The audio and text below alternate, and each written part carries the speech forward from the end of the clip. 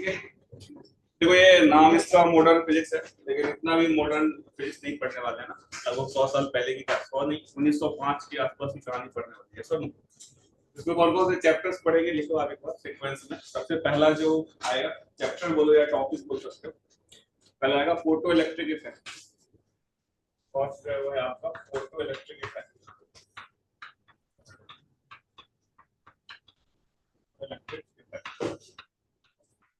Second जो topic है वो है मैटर वेव।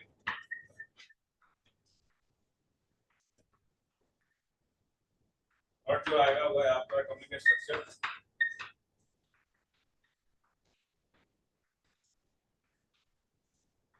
Nuclear physics.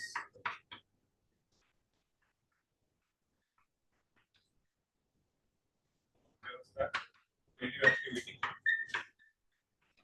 और रेडियो और सर बीच में एक्सरेज भी है। में आपका एक्सरेज, न्यूक्लियर फिजिक्स और लास्ट में आपका रेडियो एक्टिविटी। एक्सरेज अभी सिलेबस में हटाया नहीं, एक्सरेज है। ठीक है, ये 6 टॉपिक पढ़ने आपको है ना। ठीक है, देखो अभी दो मेडिकल ऑप्टिक्स के बाद जितने भी अपन ने चैप्टर्स पढ़े हैं सब में लाइट के बारे में पढ़ते आ रहे हैं ना। वेव ऑप्टिक्स में अपन ने देखा फिनोमेना कौन कौन सा चर्चा किया था अपने, डिफ्रैक्शन, पोलराइजेशन, यस और नो। ये सभी कौन से नेचर को बता रहे थे, वेव नेचर। तो पहले अभी तक लाइट क्या है इतना ज्यादा, मतलब इतने सारे थियरी आए हैं, अभी भी किसी को इतना कुछ ज्यादा पता, इसकी जो एक्सप्लेनेशन होती है उसमें होती है क्वांटम मैकेनिक्स, यस और नो। लेकिन अब कुछ फिनोमेना क्या किससे एक्सप्लेन हो जाते हैं, पार्टिकल नेचर से, कुछ किससे हो जाते हैं, वेव नेचर से, है ना। तो डुअल नेचर होता है इसके पास, है ना। तो जैसे कुछ थियरी थी आप लिख लो पहले, इसके पहला जो अपन चर्चा करेंगे लाइट के बारे में, तो कुछ थियरी लिखो। पहला था न्यूटन्स का corpuscular theory. Newton's corpuscular,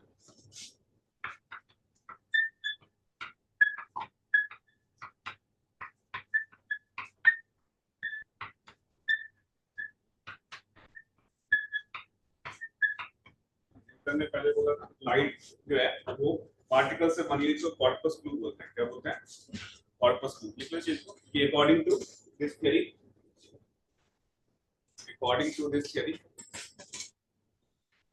according to this theory, light is made up of particles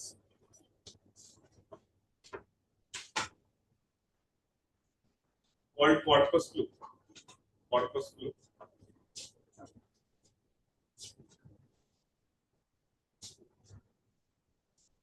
And this theory supports particle nature of light. This theory supports, इसको सपोर्ट करती है particle nature of light.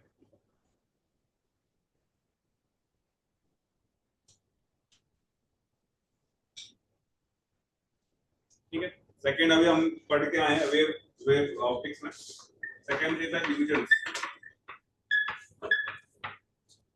Huygens theory. अभी आपने पढ़ा है Huygens ने क्या क्या बताया था, वेव फ्रंट, वेव के बारे में चर्चा करी थी ना। तो देखो this theory supports wave nature of light. Huygens theory जो था ये किसको सपोर्ट करता है, वेव नेचर ऑफ लाइट।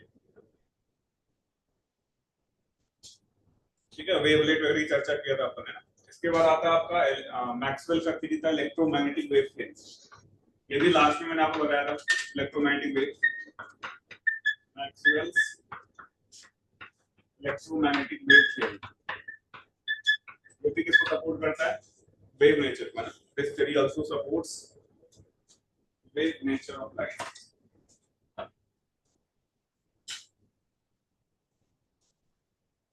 ठीक है, इसके बाद आता है आपका प्लैंक, मैक्स प्लैंक,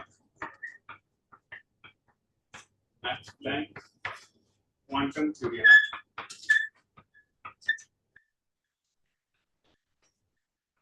को सपोर्ट करता है पार्टिकल नेचर को। Max Planck quantum theory, this theory supports particle nature of light. ठीक है,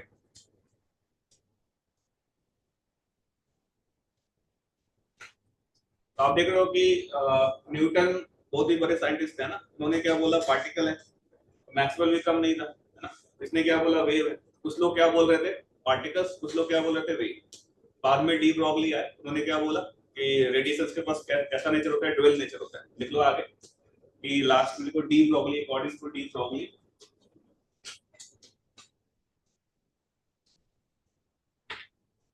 radiations have dual nature.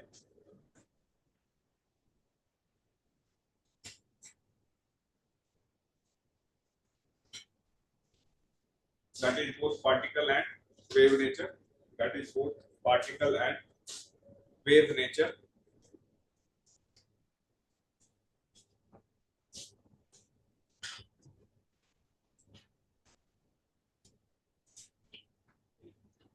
अभी जो थियरी उसके अकॉर्डिंग लाइट जो है वो पैकेट्स ऑफ एनर्जी से बना हुआ है, इसे अपन क्या बोलते हैं, फोटॉन्स। तो लिख लो आगे, light is made up of packets of energy.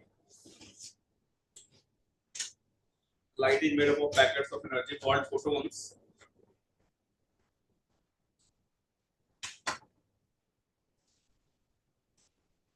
Whose energy is given by hc by lambda,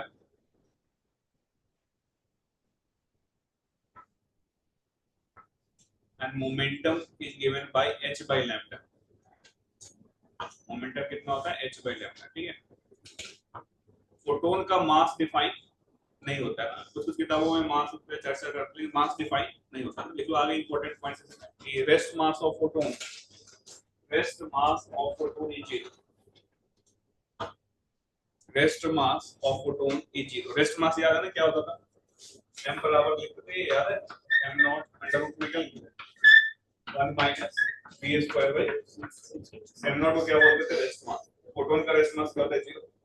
और फोटोन ट्रेवल किससे करता है, स्पीड ऑफ लाइट से, तो ये 0/0 को फॉर्म बन जाएगा ना। फिर लिखो आगे कि सेकंड पॉइंट ये कि mass of photon is not defined. Rest mass of photon is 0. Second point is the mass of photon is not defined.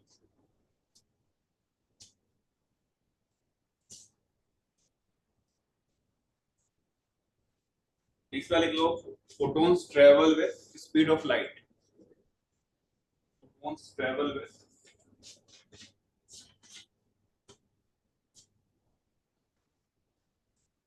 speed of light से travel करते हैं ना। और जैसे कंजर्वेशन ऑफ एनर्जी होता है, कंजर्वेशन ऑफ मास होता है, फोटोन कंजर्वेशन नाम का कोई कॉन्सेप्ट नहीं। तो नेक्स्ट पॉइंट लिख लो, there is no concept of conservation of photon. There is no concept of conservation of photon. There is no concept of conservation of photon. ठीक है, तो फोटो इलेक्ट्रिक इफेक्ट को अपन क्या देखेंगे, लाइट किससे बना हुआ है, पार्टिकल से, पैकेट्स ऑफ एनर्जी से क्या बोलते हैं, फोटॉन्स, जिसकी एनर्जी कितनी होती है, hc by lambda। मोमेंटम क्या होता है, h by lambda। यानी बिना मास के भी मोमेंटम हो सकता है। अभी तक आपने जो पढ़ा है मैकेनिक्स में, जो नॉर्मल में क्लासिकल मैकेनिक्स पढ़ते हैं, उसमें मास के बिना मोमेंटम हो सकता है। हर एक पार्टिकल में क्या देखते हो, और मास है तो मोमेंटम का m into v। फोटॉन्स में मास नहीं है फिर भी मोमेंटम, कितना मोमेंटम है, h by lambda। उससे एक आधी क्वेश्चन लिख लो कि find out the total number of photons falling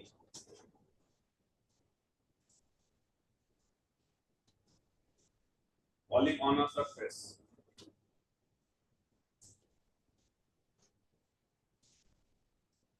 when a beam of light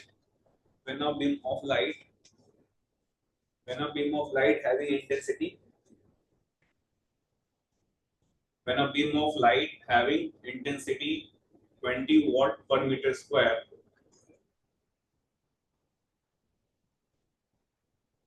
falling on a surface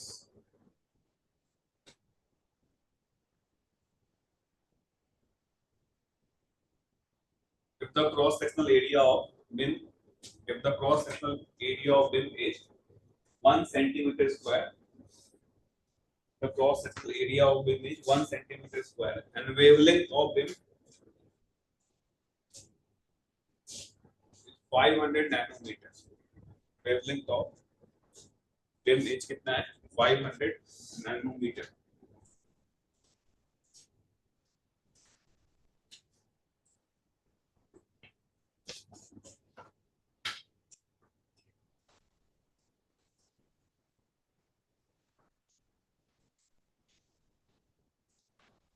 sir area 1 centimetre square है। हाँ, एरिया क्या बोला था? 1 सेंटीमीटर स्क्वायर। ठीक है।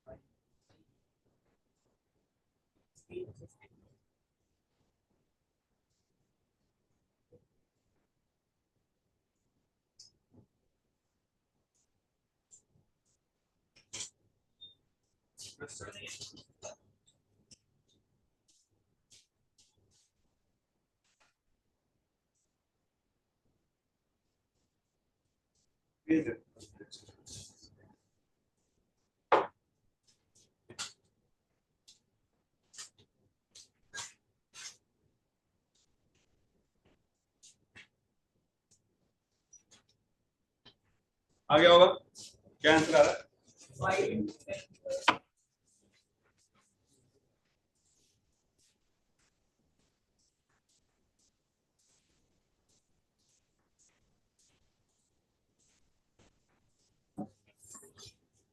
देखो, इस चैप्टर में जो है ना, फॉर्मूले काफी सिंपल है, लेकिन कैलकुलेशन काफी ज्यादा होने वाला है ना। तो आपको यूनिट का ध्यान रखना पड़ेगा, इलेक्ट्रॉन वोल्ट जूल ये सब। जैसे अगर आप यहाँ पे देखो तो कितना स्पिन गिर रहा था, कितने इंटेंसिटी का था? 20 वोल्ट पर मीटर स्क्वायर। नहीं, जस्ट लाइक आपने एक चैप्टर पढ़ा था है ना, उसमें भी ज्यादा कैलकुलेशन होता था। सेम काम यहाँ पे भी करना है। एरिया कितना था? 1 सेंटीमीटर स्क्वायर। और जैसे मैंने आपको EMW में बताया था, इंटेंसिटी जो हमने पहले पढ़ा था वहां पे क्या, जैसे कुछ पॉइंट सोर्स है, इसकी वजह से r डिस्टेंस पे मुझे इंटेंसिटी निकालना होता था, इसका पावर अगर थी तो इंटेंसिटी का फॉर्मूला क्या होता है, इंटेंसिटी को कैसे डिफाइन करते हैं, energy falling per unit area per unit time, yes और no. Intensity generally wave front पे डिसाइड होता है, यस और वेव पॉइंट सोर्स है, इसकी वजह से कैसे एनर्जी प्रोपेगेट करेगी, स्फेरिकल। जब आप इसके लिए इंटेंसिटी डिफाइन करोगे तो कैसे लिखोगे, इसका पावर अपॉन इसका वेव फ्रंट कैसा बनेगा, ये स्फेरिकल बनेगा, t अपॉन के r डिस्टेंस पे 4 पाई r स्क्वायर होता है, यस और नो। इस बीम के लिए कैसे डिफाइन करेंगे, इस क्रॉस सेक्शनल एरिया को 1 सेकंड में कितनी एनर्जी क्रॉस करेगी उसे क्या बोलेंगे, इंटेंसिटी। बात समझ आ रही है, इसमें सीधे ये वाला एरिया लेंगे, यानी इस केस में अगर आपको निकालना है एनर्जी कितना क्रॉस कर रहा होगा 1 सेकंड में, I × t, और एक फोटोन का एनर्जी कितना होता है, hc/λ। तो कितने फोटोन गिर रहे होंगे 1 सेकंड में, कितना आएगा, I × a अपॉन क्या करना पड़ेगा, hc/λ। आप इसको लिखो I λ बाई क्या हो जाएगा, कर सकते हैं। h की वैल्यू कितनी, h क्या है, प्लैंक कांस्टेंट, कितनी होती है वैल्यू इसकी, 6.63 × 10⁻⁻34।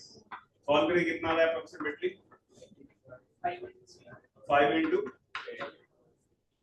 15, ठीक है, इतने फोटॉन्स गिर रहे होंगे, यस और नो, ठीक है। चलो एक आधी सवाल और कर लो ताकि तुम्हें समझ में आए कैलकुलेशन कैसे करना है। तो और क्वेश्चन लिखो कि calculate the energy and momentum, calculate the energy and momentum of a photon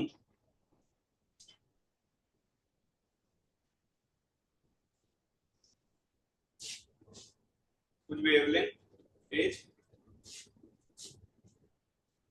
500 nanometer। Photon of radiation, इसका वेवलेंथ कितना है, 500 नैनोमीटर। कैलकुलेट कर लो कितना है। तो इस टाइप के कैलकुलेशन आपको मिलने वाले हैं आगे की कहानी में ना।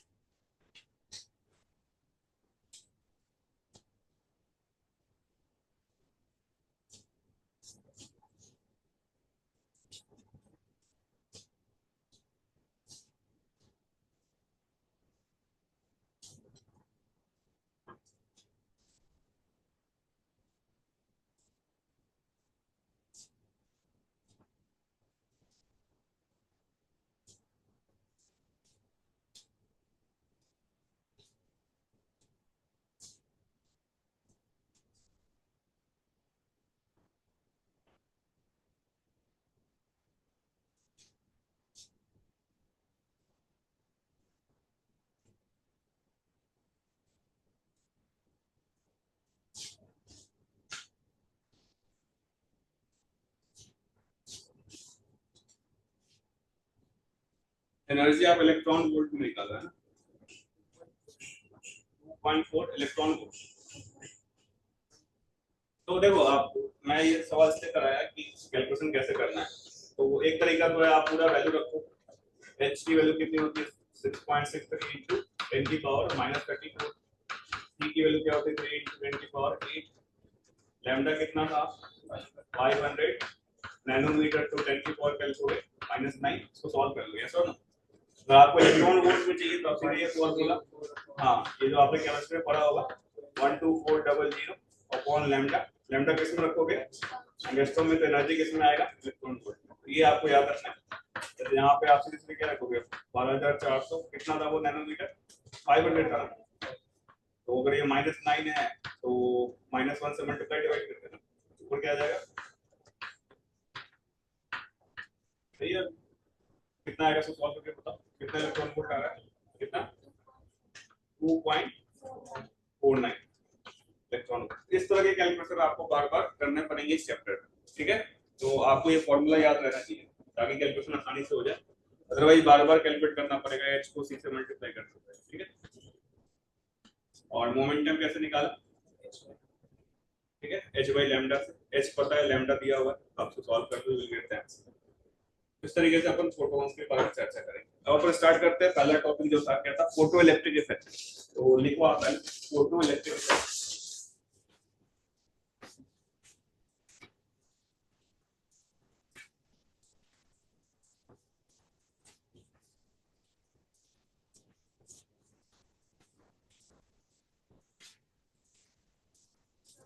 हाँ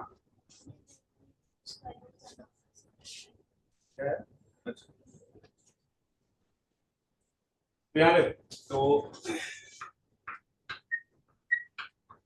फोटो इलेक्ट्रिक,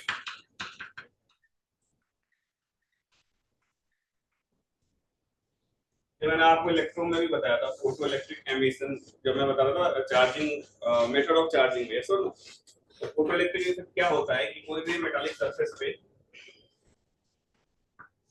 जब लाइट गिरती है ऑफ सुटेबल फ्रीक्वेंसी, यहाँ से क्या बाहर आते हैं, इलेक्ट्रॉन्स। इस फेनोमेना को क्या बोलते हैं अपन, फोटो इलेक्ट्रिक। तो आप इस चीज को लिख लो कि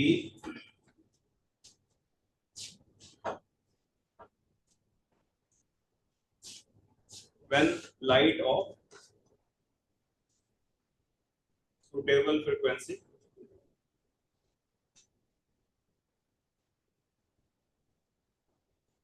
falls on a metallic surface,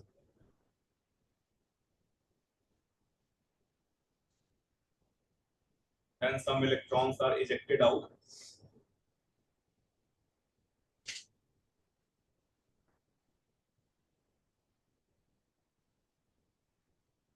and this phenomena of light is called, this phenomena of light is called, this phenomena of light is called photoelectric effect. This phenomena of light is called photoelectric effect. ठीक है, आपका क्या नाम है? सारांश। आपका हर्षित। तो जैसे मैंने बताया कि लाइट जो है अपन गिराएंगे मेटालिक सरफेस पे हैविंग सुटेबल फ्रीक्वेंसी, यहाँ से क्या बाहर आ रहा है, इलेक्ट्रॉन्स। इसको क्या बोलते हैं, फोटोइलेक्ट्रिक। तो सारांश और हर्षित ये दोनों जाके घर पे एक्सपेरिमेंट कर देखते, इलेक्ट्रॉन बाहर आता नहीं आता। तो क्या करते हैं ये लोग कि, ध्यान सुनना जो मैं बताऊंगा, ये इतना चीज ध्यान रखोगे तो सारे कॉन्सेप्ट आपके दिमाग में रहेंगे। दोनों मेटालिक सरफेस लेते हैं और बाजार से लेजर लाइट खरीद के ले आते हैं। लेजर लाइट मोनोक्रोमेटिक होगा ना, मोनोक्रोमेटिक किसी एक पर्टिकुलर वेवलेंथ का, इसका मान लो वेवलेंथ लैम्डा 1 है, फ्रीक्वेंसी f1 है, इसका वेवलेंथ मान लो लैम्डा 2 और फ्रीक्वेंसी है। ये एक्सपेरिमेंट अपना कौन कर रहा है, हर्षित। कौन कर रहा है, बैलेंस। ठीक है, अभी लाइट गिरा था इस मेटालिक सरफेस पे, इसने जैसे ही लाइट को मेटालिक सरफेस पे गिराया, इसने क्या देखा, यहाँ से इलेक्ट्रॉन्स बाहर आ रहे हैं। इलेक्ट्रॉन डिटेक्टर मिलता है, वहां से देख लेंगे यहाँ से इलेक्ट्रॉन बाहर आ रहा है। लेकिन जब साइलेंस ने लाइट गिराया, इलेक्ट्रॉन बाहर नहीं आया। तो उसने इसको फोन किया, बोला कि आई इलेक्ट्रॉन आ रहे नहीं आ रहे। तो उसने बोला कि हाँ तो गए, लेकिन इसको कोई इलेक्ट्रॉन मिला नहीं। अभी परेशान हो गया ना, बाजार गया। अभी जो लेजर लाइट लाया था, इसका इंटेंसिटी हाई पावर का लेके आया, जैसे मान लो 4 वाट का पहले लेके आया था, 10 वाट का लेके आया। फिर पूरा दिन लाइट गिराता रहा मेटल से, कोई भी इलेक्ट्रॉन बाहर नहीं है। ऐसा करते करते 1 साल हो गया, कोई इलेक्ट्रॉन बाहर, मेटल पिघल जाएगा लेकिन इलेक्ट्रॉन बाहर नहीं आए। तो इन दो से क्या कंक्लूजन क्या निकलता है ऑब्जर्वेशन से, कि अगर इलेक्ट्रॉन का बाहर निकल रहा है तो ये इंस्टेंटेनियस प्रोसेस है। जैसे ही आप लाइट गिराओगे उसी इंस्टेंट पे बाहर आएगा, है ना। अगर आप लाइट गिराते रहो, कितना भी कुछ इंटेंसिटी बढ़ा लो, इलेक्ट्रॉन अगर बाहर नहीं आना है तो नहीं आएगा। यानी ये यहाँ पे जो इलेक्ट्रॉन का इजेक्शन है किस पे डिपेंड कर रहा है, लाइट के पावर पे या इन दो चीजों, फ्रीक्वेंसी पे। यस और नो, लिख लो इस चीज को, ऑब्जर्वेशन से मिलकर एक फिगर बना लो, बनाने के फिर मैं जो बताऊंगा उसको लिखना है वन बाय वन।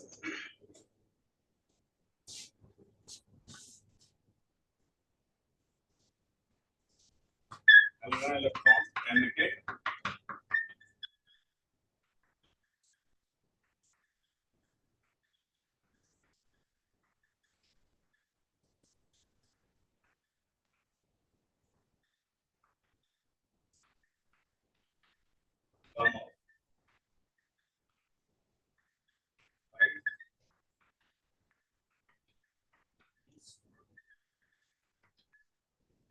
सर वो आपने फिगर में लैम्डा वन 2 बार क्यों लिखा है?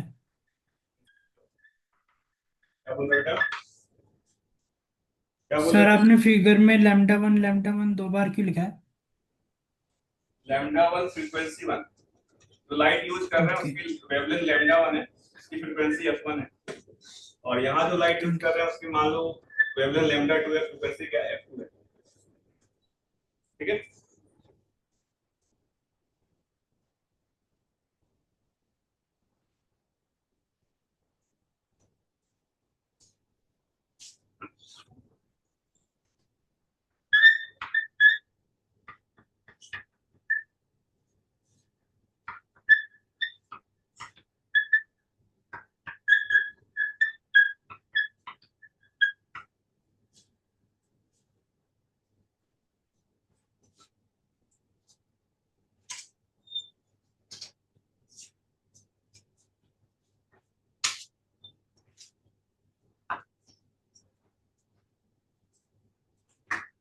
ठीक है, तो ये लिख लिया यहाँ तक समझने के लिए।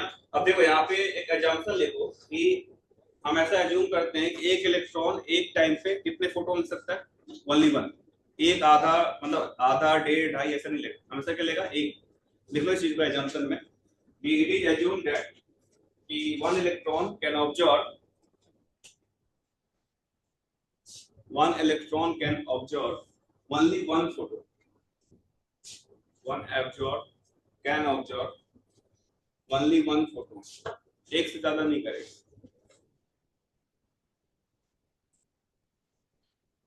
ठीक है, अब ऑब्जर्वेशन का कंक्लूजन लिखो, conclusion from photo electric effect, conclusion from photo electric effect experiment, conclusion from photo electric effect experiment.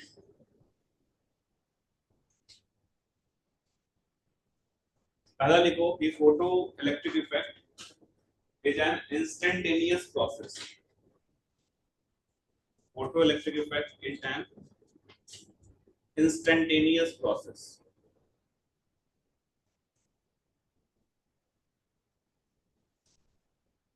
दूसरा लिखो ejection of electrons, second point, ejection of electrons from the metallic surface, ejection of electrons from the metallic surface does not depend on the intensity of light, does not depend on the intensity of light, it depends only on frequency of light used, it depends only on frequency of light used।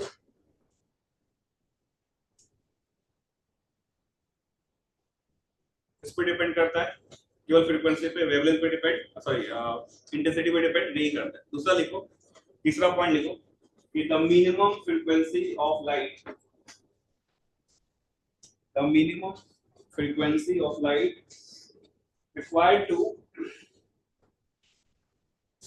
required to eject the electron, the minimum frequency of light required to eject the electron from the target material, required to eject the electron from the target material is called threshold frequency, it's called threshold frequency, called threshold frequency। यानी अगर photoelectric effect होना है तो जो frequency होनी चाहिए वो किससे ग्रेटर होनी चाहिए, एफ नॉट से, है ना। और फ्रीक्वेंसी का उल्टा क्या होगा, वेवलेंथ, तो लैम्डा किससे कम होनी चाहिए, लैम्डा नॉट, इसको बोलते हैं थ्रेशोल्ड वेवलेंथ। दोनों लिख लो, F should be greater than equal to F naught और लैम्डा क्या होना चाहिए, should be less than equal to lambda naught. Lambda naught क्या है, थ्रेशोल्ड वेवलेंथ, इसके बारे में लिखो कि the maximum wavelength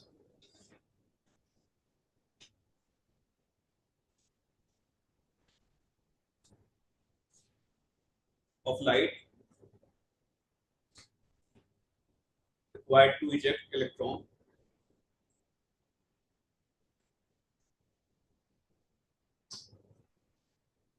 from the metallic surface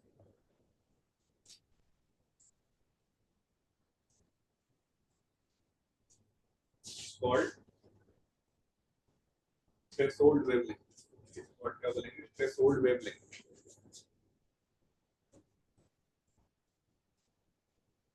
clear है चीज? ठीक है, अब ध्यान सुनना मेरी बात, इसी पे आते हैं।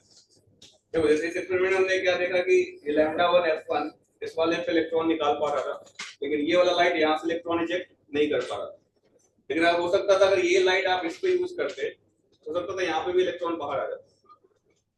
तो सुनना मैं क्या बोल रहा हूँ, यहाँ से इलेक्ट्रॉन निकल रहे थे, इस वाले मेटल सरफेस पे ये लाइट गिरा तो इलेक्ट्रॉन बाहर नहीं आ रहे थे।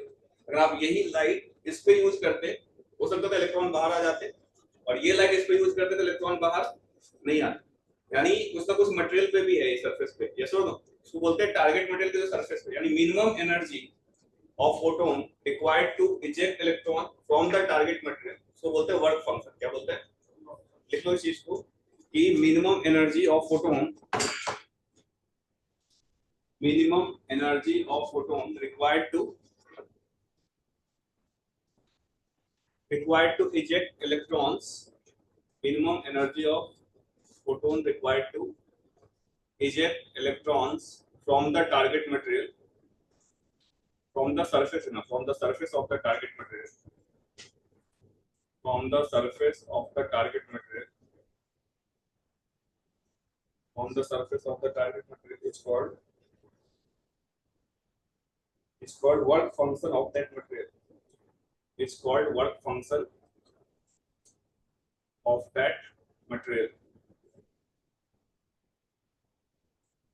ठीक है, इसे क्या बोलते हैं? Work function of that material. अब थोड़ा सा और एक्सप्रेशन डिराइव करते हैं फोटोइलेक्ट्रिक इफेक्ट से।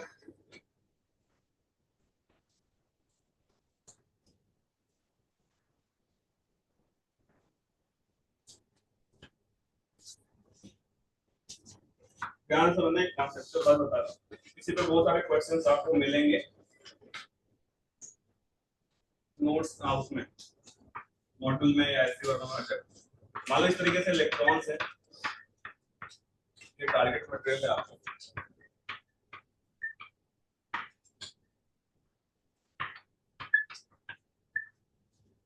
बहुत सारे इलेक्ट्रॉन्स है,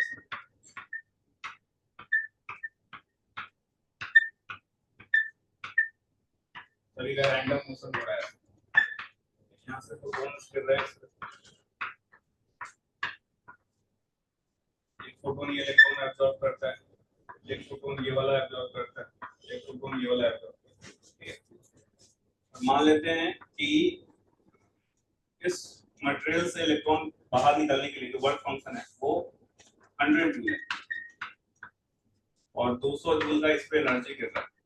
समझने के मैंने अपने मन से न्यूमेरिकल डेटा लिए, तो एक फोटोन जो है इस लाइट गिरा इस मटेरियल पे, एक फोटोन इसका जस्ट सरफेस वाला इलेक्ट्रॉन एब्जॉर्ब कर रहा है, ठीक है? एक फोटोन यहाँ इनसाइड वाला कोई एब्जॉर्ब कर रहा है, एक फोटोन और इसके नीचे वाला एब्जॉर्ब कर रहा है, ठीक है? जब यहाँ से इलेक्ट्रॉन्स बाहर आएंगे, ये भी मान लो बाहर आ रहा है, ये भी मान लो बहुत सारे कोलिजन करके बाहर निकल रहा है, और ये भी बहुत सारे कोलिजन करके बाहर निकल रहा है। तो यहाँ से जो इलेक्ट्रॉन बाहर निकलेगा उसके पास जो काइनेटिक एनर्जी होगी किस वाले की सबसे ज्यादा मैक्सिमम होगी? तो बिल्कुल सरफेस पे। तो नीचे वाले हम लोग क्या करेंगे? कोलिजन में लॉस करेंगे, यानी यहाँ से जो इलेक्ट्रॉन निकलता है उसका एक रेंज होगा, ये सुनो, जो भी इलेक्ट्रॉन्स बाहर निकल रहे हैं उसकी काइनेटिक एनर्जी होगी वो एक रेंज में होगा। तो जो बिल्कुल सरफेस वाला है जिसका बिल्कुल लॉस नहीं हुआ है उसको बोलेंगे के मैक्स। क्या बोलेंगे? के मैक्स। और जो मान लो बहुत सारे कोलिजन करके जस्ट बाहर निकल पा रहे हैं उसकी एनर्जी बिल्कुल जीरो होगी। मैं बोल सकता हूँ जो इलेक्ट्रॉन इजेक्ट हो रहा है, इजेक्टेड इलेक्ट्रॉन्स, इसका जो एनर्जी है वो किसके बीच में लाई कर रहा होगा? काइनेटिक एनर्जी ऑफ इलेक्ट्रॉन किसके बीच में लाई कर रहा होगा? के मैक्स से कम होगा, और क्या होगा? जीरो से क्या होगा? ग्रेटर। समझ में आ रही है मेरी बात? यानी जो भी इलेक्ट्रॉन निकलते हैं उनकी एनर्जी एक फिक्स होती है या वेरिएबल होती है? एक फिक्स एनर्जी निकल रही होती है, बहुत सारी डिफरेंट डिफरेंट हो रही होगी, डिफरेंट होगी, और रेंज कहां से कहां होगा? के मैक्स और जीरो से।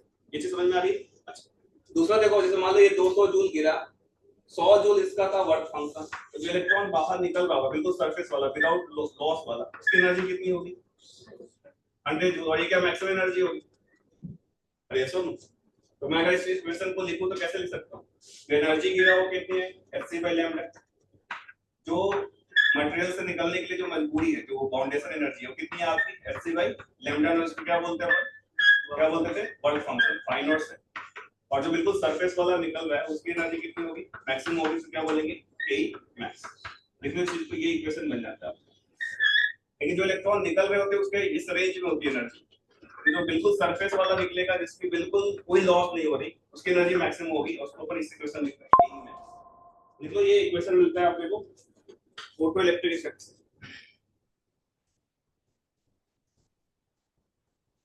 c/λ को फ्रीक्वेंसी के टर्म में भी लिख सकते हो। तो आप लिख सकते हो hf बराबर hf not plus Ke max।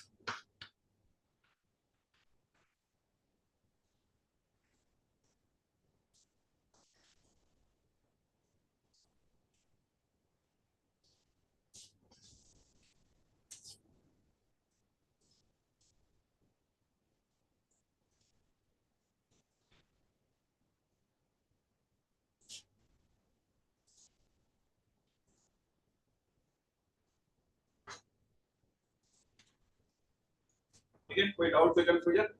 जो भी इलेक्ट्रॉन्स बाहर आ रहे हैं उनकी एनर्जी केवल Ke max होगी, जरूरी नहीं है किसके बीच में होगी? 0 से ज्यादा और Ke max के बीच में होगी। ये अपने पास एक इक्वेशन है। ठीक है, जैसे आप एक बार मोटल से एक सवाल है। अच्छा, इससे पहले एक और चर्चा कर लेते हैं। तो आपने एक्सपेरिमेंट पूरा साफ साफ देखा, तो हमने क्या पढ़ा? ये एक्सपेरिमेंट किसको सपोर्ट करता था? कौन से नेचर को सपोर्ट करता था? Particle nature. किसको अपोज करता है? Wave nature. सोच के बताओ ऐसा क्यों? पूरा एक्सपेरिमेंट मैंने आपके सामने बताया कि लाइट गिराओगे सुटेबल फ्रीक्वेंसी का, इलेक्ट्रॉन बाहर आ रहे हैं। तो ये जो एक्सपेरिमेंट है, पार्टिकल नेचर को क्या करता है? सपोर्ट करता है। वेव नेचर को क्या करता है? अपोज करता है। ऐसा क्यों? इस थ्योरी से कैसे पता चल रहा है ये चीज? सही पूछा, समझ में आया मैं क्या बोला? सोच के बताइए। ये जो मैंने एक्सपेरिमेंट किया, इससे आपके सामने पूरा ऑब्जर्वेशन बताया है ना। ये ऑब्जर्वेशन साइंटिस्ट लोगों के पास भी था कि ऐसा कुछ हुआ। तो ये थ्योरी कैसे पार्टिकल नेचर को सपोर्ट कर रहा है और वेव नेचर को अपोज कर रहा है? सोच के बताओ, गलती सही जो भी आपके मन में। एनर्जी अब्सॉर्ब जो करता है वो एक फोटोन के थ्रू करता है। तो बाद में बताया गया कि फोटो, पहले तो एक्सपेरिमेंट हुआ होगा, ऑब्जर्वेशन देखा गया, उसके बाद बताया गया कि पार्टिकल से बना हुआ इसको फोटोन्स बोलते हैं। पहले कैसे बताया गया? पहले तो एक्सपेरिमेंट हुआ होगा ना। फोटोन तो बाद में बोला ना कि इसके बाद फोटोन्स है, पैकेट्स ऑफ एनर्जी है, वेव नहीं है, पार्टिकल है। ऑब्जर्वेशन हमने क्या देखा? जो हर्षित और आपका एक्सपेरिमेंट था, एक ने लाइट गिराया, ऑन द स्पॉट क्या हो गया? इलेक्ट्रॉन्स बाहर आ गया। आपने लाइट गिराया, कितना भी इंटेंसिटी बढ़ाया, कोई इलेक्ट्रॉन बाहर नहीं आ रहा। एक दिन हो गया, 2 दिन, 1 साल तक भी लाइट गिराते तो कोई इलेक्ट्रॉन बाहर नहीं आ रहे थे। तो यहाँ से पता चला कि इस पार्टिकल नेचर को सपोर्ट कर रहा है, वेव नेचर को अपोज कर रहा है। ऐसा क्यों? वेव क्या होता है? कंटीन्यूअस सोर्स ऑफ एनर्जी होता है। उस तरीके से सोच के बताओ। अगर वी होगी तो कम ज्यादा होगी, तभी होता कभी नहीं होता। लेकिन इसमें एक इंटेंसिटी से आ रहा है तो हाँ, waves produce का at all points instantaneously आएगा, because at some point wave का 0 के पास रहेगा। पूरा सही बोल रहे हो। और कोई करेक्ट बताया? बिल्कुल, आप बताओ। एनीवन? देखो, वेव क्या होता है? Continuous source of energy. मान लो, सुनना मेरी बात, इस मटेरियल से इलेक्ट्रॉन के बाहर आने के लिए जो बाउंडेशन था 100 जूल, वर्क फंक्शन बोलते हैं। यस और नो? अब 100 जूल है, तो मान लो ये जो इलेक्ट्रॉन है, जो बिल्कुल सरफेस पे ही मान लेते हैं, और यहाँ तुम लाइट गिरा रहे हो। इस वाले केस में, सारांश वाले केस में आपने लाइट 10 जूल तक गिराया हो। क्या गिराया था? 10 जूल का। मान लो इलेक्ट्रॉन पहले ऑब्जॉर्ब क्या करता? 10 जूल, कंटीन्यूअस सोर्स है। फिर आफ्टर सम टाइम क्या करता? 20 जूल, फिर क्या करता? 30 जूल। जैसे 100 जूल होता, क्या बाहर आ जाता? अरे यस और नो? यानी इंस्टेंटेनियसली नहीं आता, आफ्टर सम टाइम आ जाता। सिमिलरली अगर मान लो नीचे वाला इलेक्ट्रॉन है, अगर यहाँ से वेव आ रही है, इसको ये बाहर आने के लिए मान लो 200 जूल चाहिए, ठीक है? तो यहाँ पे तुमने 10 जूल का एनर्जी गिराया, तो पहले ये ऑब्जॉर्व करता रहता, जैसे 200 जूल इसको होता, जैसे इसकी एनर्जी 200 जूल होती, क्या ये बाहर आ जाता? यानी इलेक्ट्रॉन एमिशन में क्या टाइम गैप होना चाहिए? क्या बोला, समझ में आया? जैसे मान लो इस मटेरियल से इलेक्ट्रॉन्स को बाहर आने के लिए मिनिमम कितनी होनी चाहिए? 100 जूल्स की बाउंडेशन है। बिल्कुल सरफेस वाले की बात करें, आपने लाइट की इंटेंसिटी काफी कम गिराई, 5 जूल का गिरा रहे हो, तो 5 जूल पे भी इलेक्ट्रॉन बाहर आने चाहिए, क्योंकि ये एनर्जी तो लगातार एब्जॉर्ब कर रहा है। जैसे इसका 100 जूल होगा ये बाहर आ जाएगा। सिमिलरली लास्ट वाले नीचे वाले को 400 जूल चाहिए मान लो, ये 5 जूल वाली एब्जॉर्ब करता रहता। जैसे ही 400, तो वेव तो क्या है, कंटीन्यूअस सोर्स ऑफ एनर्जी है, जैसे इसकी 400 होती तो कैसे भी कोलिजन करके बाहर आ जाता। यानी जो इलेक्ट्रॉन बाहर निकल रहे थे क्या उसमें टाइम गैप होना चाहिए था, और जो लाइट तुम पावर बढ़ा रहे होते, पावर ज्यादा बढ़ाते तो फिर से इलेक्ट्रॉन बाहर आना चाहिए था। आप तो बिल्कुल समय, थोड़ा समय लेने के बाद, यस और नो, और हर एक इंटेंसिटी हर एक फ्रीक्वेंसी पे लाइट इलेक्ट्रॉन बाहर आने चाहिए थे। समझ पा रहे हो मेरी बात? इसलिए ये कौन सा नेचर को अपोज कर रहा है, किसको सपोर्ट कर रहा है, पार्टिकल। तो लिख लो आप इस चीज को कि explanation against the wave theory of light, explanation against the wave theory of light।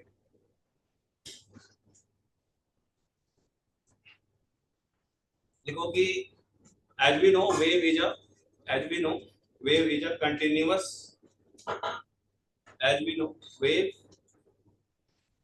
is a continuous source of energy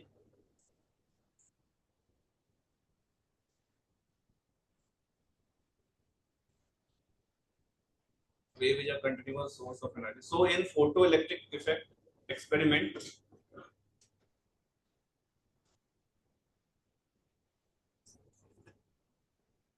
electrons should come out of the surface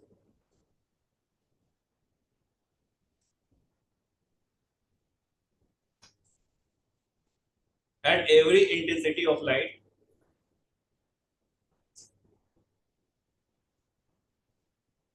with time gap, but experimentally it was observed that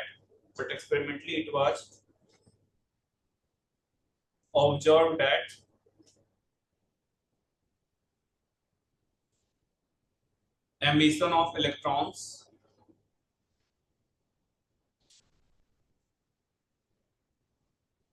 is instantaneous process, emission of electrons is instantaneous process,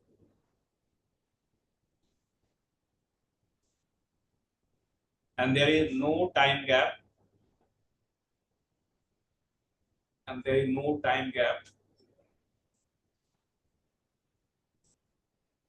in ejection of electrons, and there is no time gap in ejection of electrons. So this supports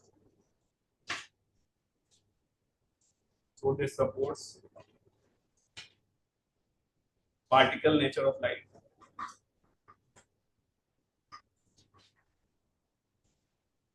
Now opposes the wave nature of light. Now opposes the wave nature of light. ठीक है, ये मैंने आपको तो simple सा example बताया था कि इस तरीके से इलेक्ट्रॉन बाहर आते हैं। अब देखेंगे जो प्रैक्टिकल सेटअप था, जो एक्सपेरिमेंट कर रहे थे, उसमें क्या ऑब्जर्वेशन कैसे कर रहे थे और क्या ऑब्जर्वेशन मिल रहा था। तो नेक्स्ट आप देखो, practical setup for photo electric effect. पूरे टॉपिक में एक ही फॉर्मूला है, इस पे क्वेश्चंस आएंगे, आगे मैं कराता हूं न्यूमेरिकल लास्ट में। ध्यान दो, प्रैक्टिकल सेटअप और इलेक्ट्रिक इफेक्ट।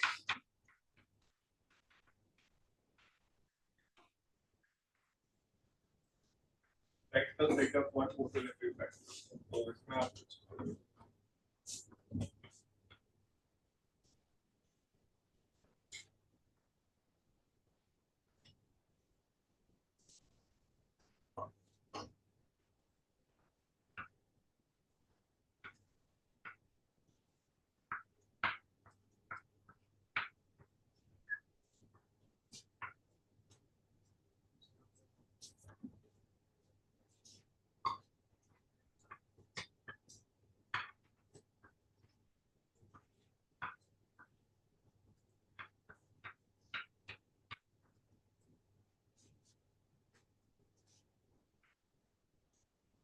फिर समझा रहा हूं।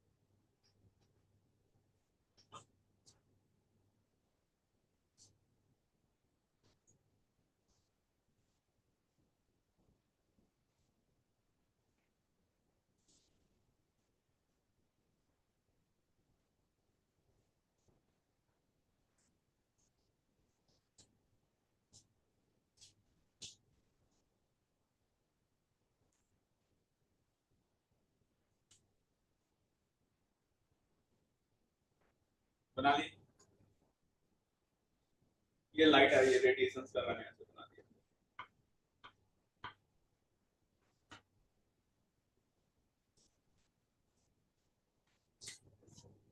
ये फोटो सेंसिटिव मटेरियल है जहां से इलेक्ट्रॉन बाहर आ रहा है।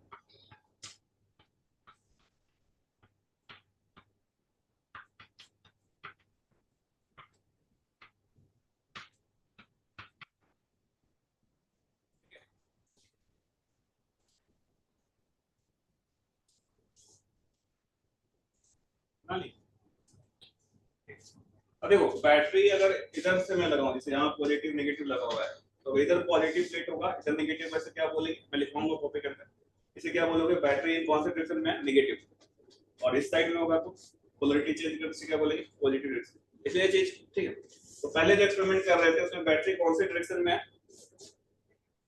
नेगेटिव में है ना, तो इसकी वजह से इसके अंदर जो इलेक्ट्रिक फील्ड होगा दिखेगा नहीं, लेकिन होगा किधर से किधर की तरफ, प्लस से माइनस की तरफ होता है। तो हमने बना लिया यहाँ पे इलेक्ट्रिक फील्ड है आपका, ये डायरेक्शन बना दिया, this is the direction of electric field.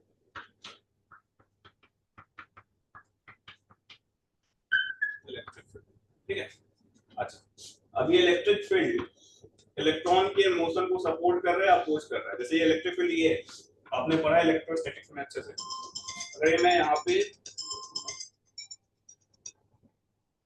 यहाँ पे प्लस चार्ज रखूं, प्लस ई रखूं, ठीक है, तो ये किधर भागेगा, electric field in this direction ना, और माइनस है तो किधर भागेगा, अपोजिट। यानी ये जो फील्ड है प्लस को आगे की तरफ सपोर्ट करता है और माइनस को पीछे की तरफ पुश करता है, यस सर।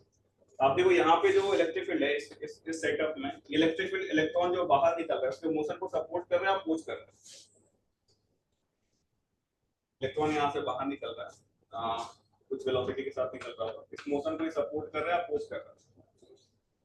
कुछ निकल रहा है तो आगे जाना चाहेगा, लेकिन ये तो किधर पुश करता है, पीछे की तरफ, क्या इसको ब्रेक लगाने की तरह आया ना, मोशन को सपोर्ट कर रहा है, अपोज कर रहा है, अपोज कर रहा है। मान लो जब स्विच ऑफ था, यहाँ पे आपने लाइट गिराया, कुछ इलेक्ट्रॉन्स निकले, अब जो इलेक्ट्रॉन निकल रहे थे उसकी एनर्जी किसके बीच में थी, के मैक्स और जीरो के बीच में। तो हो सकता है इलेक्ट्रॉन निकलेंगे समहाउ यहाँ पहुंच रहे होंगे, कुछ ना कुछ अमाउंट ऑफ फोटो करंट को होगा, नहीं होगा, फोटो इलेक्ट्रॉन्स की वजह से जो करंट आता है फोटो करंट बोल रहे हैं। जब आपका स्विच ऑफ है, इलेक्ट्रॉन्स कुछ निकल रहे हैं, इस प्लेट में पहुंच रहे हैं, कुछ ना कुछ अमाउंट में क्या है, फोटो करंट है। अब आप जब बैटरी लगाया, स्विच को ऑन कर दिया, क्या इलेक्ट्रिक फील्ड एक्टिव हो जाएगा।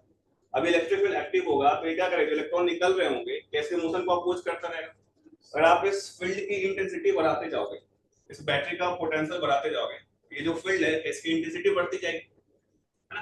कैसा क्या होगा एट लास्ट, कि मान लो जो इलेक्ट्रॉन निकल रहे थे उसका जो एनर्जी रेंज था क्या था, के मैक्स और जीरो से ज्यादा था। तो अगर आप इसका पोटेंशियल और बढ़ाते जा रहे हो तो जीरो वाले तो पहुंच ही नहीं पाएंगे। जो के मैक्स वाला होगा एक ऐसे मोमेंट पे जस्ट यहाँ पे पहुंच पाएगा, क्या उस मोमेंट पे फोटो करंट की वैल्यू लगभग जीरो होगी।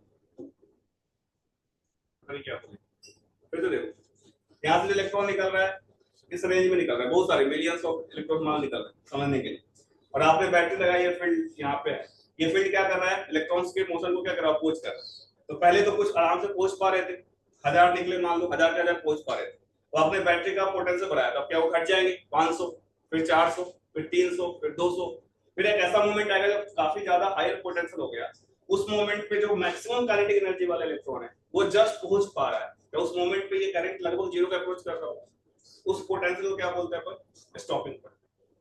उस समय फोटो करंट क्या हो रहा होगा जी, पढ़ने में क्या बोला, लिख लो इस चीज को, ऑब्जर्वेशन में लिखो कि when we increase the potential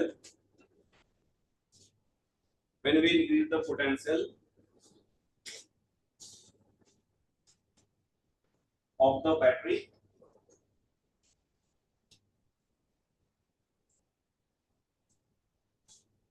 then electric field strength in the tube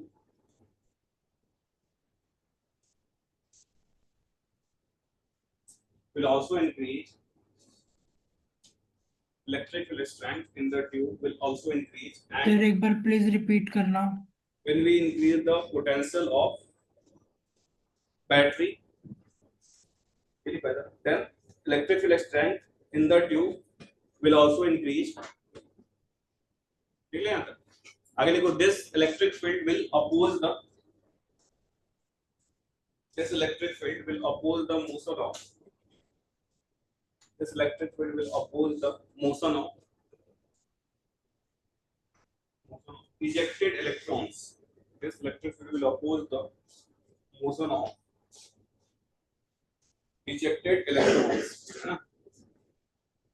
So consequently,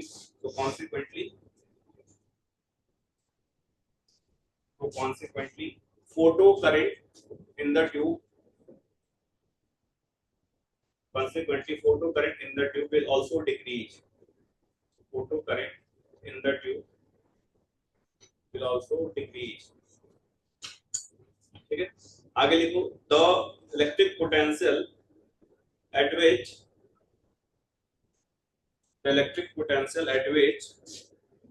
maximum kinetic energy electron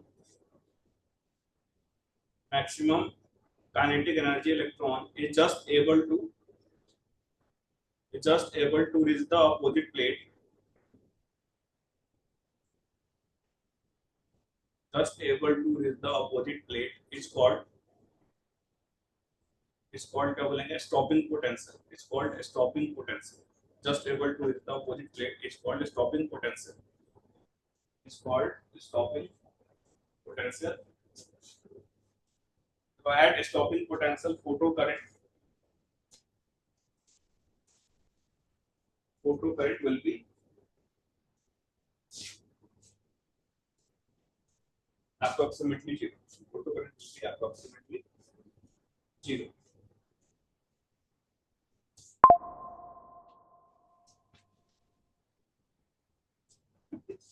ठीक है? अच्छा, अब अपन स्टॉपिंग पोटेंशियल के लिए एक्सप्रेशन निकालें। तो कैसे निकाल कर देखो? मान लो यहाँ का पोटेंशियल जीरो है, तो यहाँ का भी क्या होगा बताओ? पढ़ चुके करंट में जीरो होगा। ये बैटरी हमने उस मोमेंट पे Vs था, स्टॉपिंग पोटेंशियल, तो यहाँ का भी पोटेंशियल क्या होगा? Vs होगा, नहीं होगा? अब मैं जो इलेक्ट्रॉन निकल रहा था उस पर एनर्जी थ्योरम लगाता हूँ यहाँ से यहाँ के लिए। तो मैं यहाँ लिखता हूँ kinetic energy initial plus potential initial बराबर kinetic final plus potential final. हमने अभी आपको क्या डेफिनेशन लिखवाया कि वो पोटेंशियल जिस पे मैक्सिमम काइनेटिक एनर्जी जस्ट यहाँ तक पहुंच पा रहा है, तो मैक्सिमम काइनेटिक एनर्जी यहाँ से निकल रहा होगा। तो काइनेटिक इनिशियल क्या लिखोगे इलेक्ट्रॉन का बताओ? kmax। पोटेंशियल इनिशियल क्या लिखे? चार्ज को किससे मल्टीप्लाई कर दो? पोटेंशियल से। इलेक्ट्रॉन का चार्ज क्या होता है? -e। पोटेंशियल क्या था? Vs। ठीक है, जस्ट पहुंच पा रहा है, तो काइनेटिक फाइनल क्या हो जाएगा? जीरो। पोटेंशियल फाइनल क्या हो जाएगा? E into Vs। Vs क्या है? V into V। V क्या है? जीरो। ये जीरो हो गया। तो यहाँ से अपने को क्या मिलेगा? EVs किसके बराबर है? kmax। यानी जो हमने एक्सप्रेशन पढ़ा था फोटो इलेक्ट्रिक इफेक्ट में, उसमें हम एक्सप्रेशन नया क्या बना सकते हैं? Hc/λ बराबर क्या होगा? फाई नॉट प्लस kmax की जगह पे क्या लिख सकते हैं? EVs। देख लो ये एक्सप्रेशन आपका आ गया स्टॉपिंग पोटेंशियल के लिए। और स्टॉपिंग पोटेंशियल किस पर डिपेंड कर रहा है? Frequency of light. लिख लेना चीज को, stopping potential will also depend on frequency of light.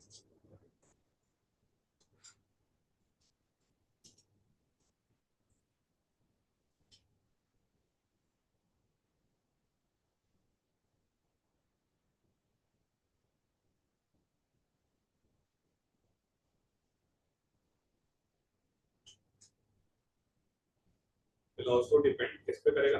किस पे डिपेंड कर रहा है? Frequency of light.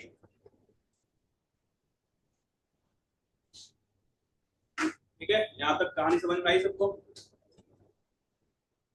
ठीक है ना? यहाँ तक अब आप वापस ये फिगर बनाना, आप पोलरिटी को चेंज कर रहे हैं, पॉजिटिव वाला लगा रहे हैं, तो इसको हटा के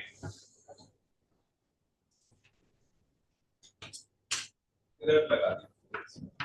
आप पूरा फिगर बनाना, कॉपी करके वापस से।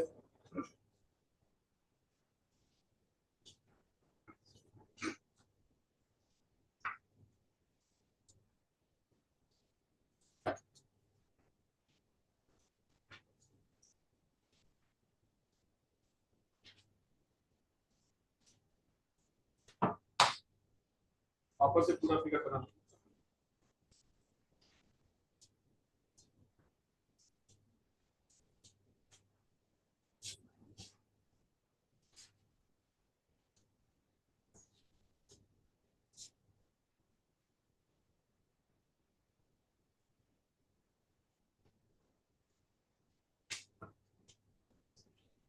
उसमें।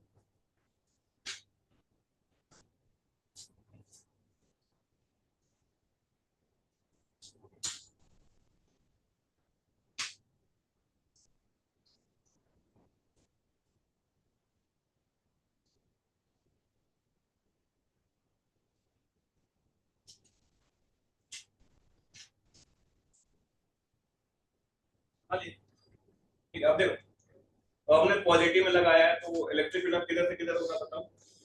राइट से लेफ्ट की तरफ। ये फील्ड इलेक्ट्रॉन के मोशन को सपोर्ट कर रहा, अपोज कर रहा है, सपोर्ट कर रहा है। यानी इसके मतलब इलेक्ट्रॉन अगर निकल रहा होगा, उसकी एनर्जी स्टार्टिंग में 0 है, क्या वो भी आराम से पहुंच जाएगा? तो मान लो यहाँ से इलेक्ट्रॉन निकला, इसकी एनर्जी 0 है, ये और फील्ड सपोर्टिंग है, वो भी आराम से धीरे धीरे जाके क्या होगा, पहुंच जाएगा। यानी इस केस में अगर आप पोटेंशियल को बढ़ाओगे तो क्या होगा, क्या होना चाहिए? क्या करंट की वैल्यू बढ़ेगी? जैसे मान लो यहाँ से 1000 इलेक्ट्रॉन निकल रहे थे, पहले 40 पहुंच रहे थे, तो अपने पोटेंशियल पहुंचा क्या होगा, 40, फिर 50, फिर 100, लेकिन इससे मैक्सिमम कितना निकल सकते हैं? 1000। 40, 50, 100, 150, 250 और फिर 1000, 1000 का 1000 पहुंच रहे हो। यानी एक समय जाकर के क्या मैक्सिमम करंट होगा, उसको कौन सा करंट बोलेंगे? Saturation current. यस और नो? लिख लो इस चीज को कि when we increase the potential in positive direction, when we increase the potential, when we increase the potential in positive direction, then electric field in the tube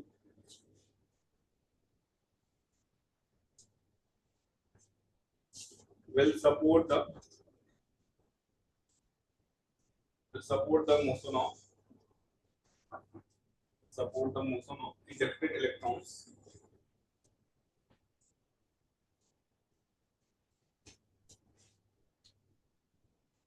ठीक है। आगे लिखो कि as we increase the potential, as we increase the potential, as we increase the potential,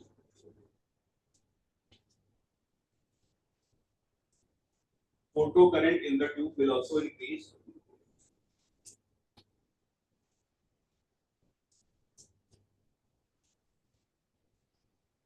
Photo current in the tube will also increase till it approaches the maximum value. Till it approaches the maximum value, and that is called saturation current. Till it attains the maximum value, that is called क्या बोलेंगे उसको? Saturation current. On further increasing the potential,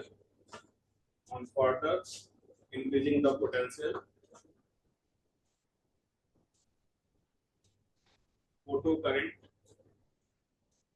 will not increase. Further increasing the potential, photo current will not increase. ठीक है? And that ये जो saturation current होगा किस पे डिपेंड करेगा? इंटेंसिटी ऑफ लाइट पे ना। Here the saturation current will depend, highlight में लिखना, saturation current will depend on the intensity of light. Saturation current will depend on the intensity of light.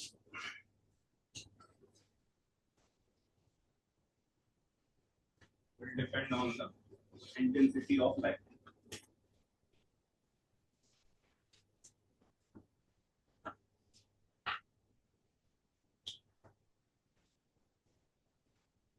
ठीक है? जैसे फोटो सेंसिटिव मटेरियल था, frequency जब तक तुम्हारी थ्रेशोल्ड से कम है तब तो इलेक्ट्रॉन ही बाहर नहीं आ रहा है।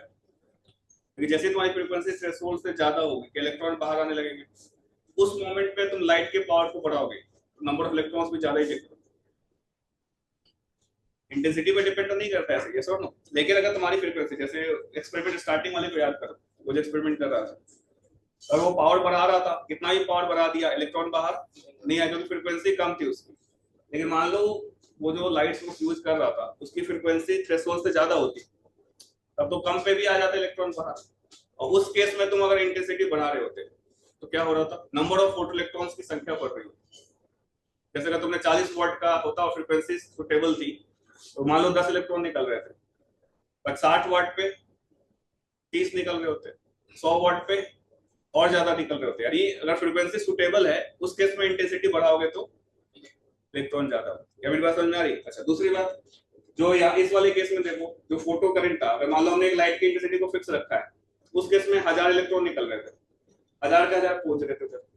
अब आपने इंटेंसिटी को बढ़ा दिया, अब 1000 के वाले कितने निकल रहे होंगे? 2000 निकल रहे, समझने के लिए। अब 2000 के 2000 पहुंच रहे होंगे, यानी इंटेंसिटी को बढ़ाने से क्या चेंज हो रहा है? जो सैचुरेशन करंट है उसकी वैल्यू क्या होगी? चेंज। क्लियर है चीज? ठीक। अब देखते हैं यहाँ पे, मैं यहाँ पे ग्राफ बनाऊं करंट वर्सेस वोल्टेज का, है ना, जो अभी एक्सपेरिमेंट किया था। वो हमने क्या देखा, नेगेटिव वाले में सोचो, जब बिल्कुल स्विच ऑफ था उस समय फोटो करंट था या नहीं था? कुछ था, है ना, कुछ निकल रहे थे, पहुंच रहे थे, तो कुछ यहाँ पे फोटो करंट था। ये फोटो करंट का ग्राफ बना रहे, आई यहाँ पे करंट। अब हम नेगेटिव में बढ़ा रहे थे पोटेंशियल को, मैथ वाला नंबर लाइन पर देखना, यहाँ पे मैग्नीट्यूड की बात हो रही है। नेगेटिव में पोटेंशियल को बढ़ा रहे थे, क्या हो रहा था? करंट क्या हो रहा था? डिक्रीज कर रहा था, और एक स्टॉपिंग पोटेंशियल पे क्या हो रहा था? जीरो हो जाता। मैं अप्रोक्सीमेट बना रहा हूँ, इस तरीके से क्या होता है, घट रहा था, और फिर यहाँ पे क्या होता है? जीरो। यस और नो? इसको कौन सा बोल रहे थे अपन? वीएस। अच्छा, पॉजिटिव में बढ़ा रहे थे तो क्या हो रहा था? करंट क्या हो रहा, बढ़ रहा था, और बढ़ते बढ़ते किसको अटेंड कर रहा था? मैक्सिमम वैल्यू को। कौन सा करंट बोले? Saturation current. ये ग्राफ कैसा आ रहा था आपका? एस से पे बनता बना लो इसका ना, ये सैचुरेशन करंट था, ये यहाँ पे बढ़ता बढ़ता मैक्सिमम वैल्यू को अटेंड कर, इसको बोलेंगे सैचुरेशन करंट।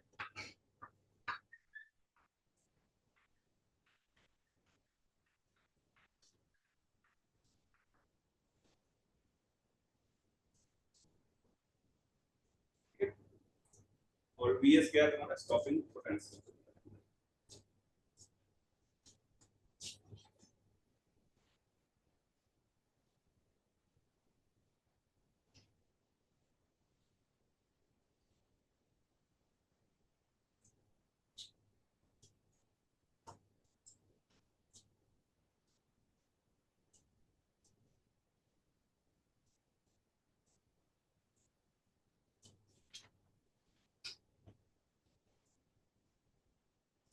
क्या बताएगा?